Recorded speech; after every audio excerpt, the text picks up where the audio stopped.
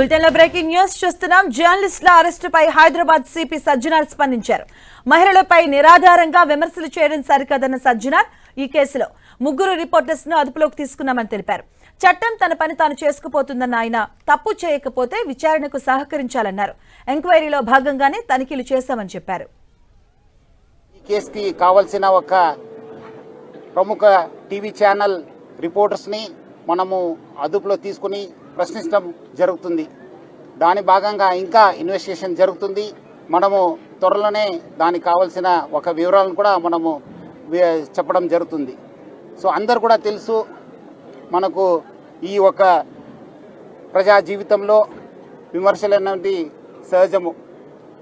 విమర్శ కూడా సకారాత్మకంగా ఉండాలి, కానీ ఒక వ్యక్తి ఒక చరిత్ర కానీ వాళ్ళని అవమాన చేయడము చాలా క్రూరత్వము.